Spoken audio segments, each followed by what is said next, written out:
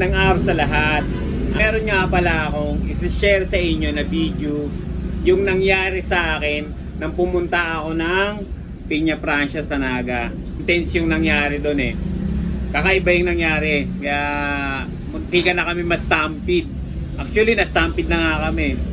Pero nakasurvive pa rin. Piyesta kasi sa lugar ng mga pinsan ko doon sa May Naga, doon sa bahay nila. Kaya pumunta ako, nagmotor lang ako. Plano ko sana kasi mag-camping doon sa may Siroma Beach. Kaso ang nangyari, nagkaroon ng problema. Kaya hindi natuloy yung plano ko. Pero may separate na video akong gagawin doon. Pero ito na lang muna yung isi-share ko sa inyo. Itong nangyari sa amin. Camping talaga kami. Ito yun. Yun, bali, dyan na kami nag-umpisa mag-antay kay Ina.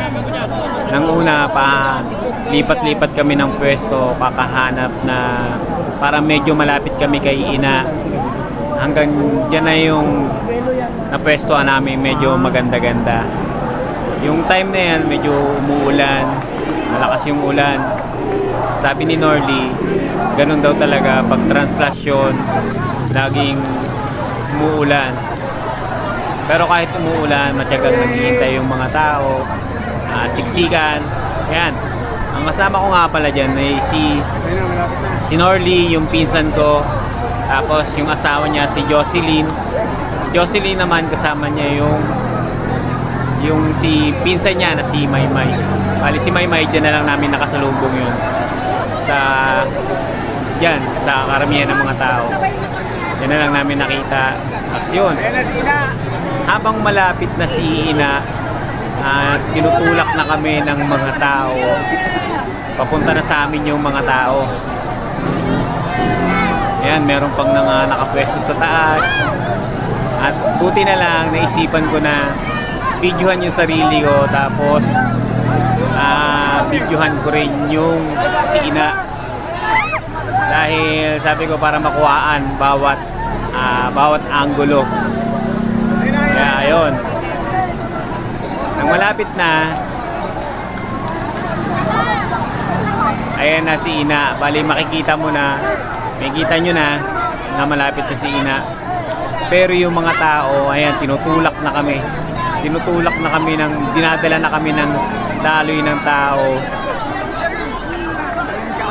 Habang sila Norly, na dala na rin sila dahil pinoprotektahan niya yung asawa niya si Jocelyn. Hanggang nagkahiwa-hiwalay na kami. Sila nadala na ng mga tao. Ako, tinitigasan ko lang yung katawan ko para hindi ako madala ng mga tao dahil dalawa yung hawak ko. May hawak akong cellphone at may hawak akong GoPro. Ayan. Pero habang naikipagsiksikan ka niyan, masarap sa pakiramdam. Yun nga lang, maamoy mo talaga yung mga ng mga tao, amoy ng mga tao. May mga lasing, tapos yung halong pawis, yung init. Grabe yung init. Pag medyo may hina-hina yung resistensya mo dyan, hindi mo yan kakayanin yung ganyan sitwasyon. May ikipagbalyahan ka sa mga tao.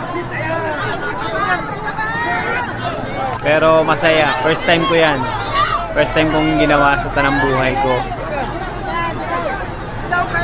Pero nag-enjoy din naman ako. Ayun.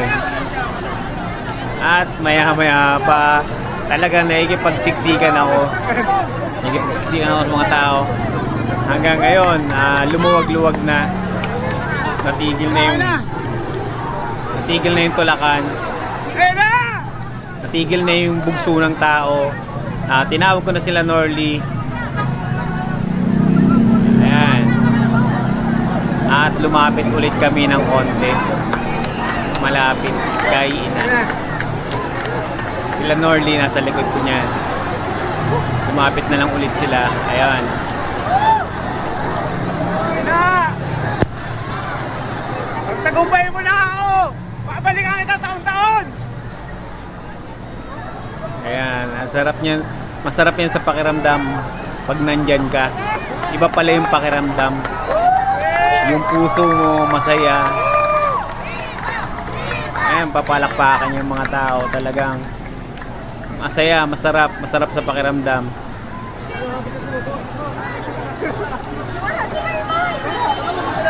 Yung mga dinadasal mo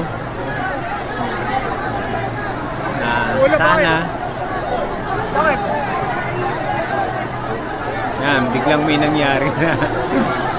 Kaya mo ka nagkakatulakan yung mga pulis tapos sibilyan, mga deboto, mga debotong pulis at debotong sibilyan. Atras tayo, atras. Yun. Hanggang dyan na lang ako. Hanggang dito na lang ako. Tara na. Ha? Tara na. Okay na. Ha? Okay na. Okay na, nakaka-intense. Grabe. Grabe yun. Nawala.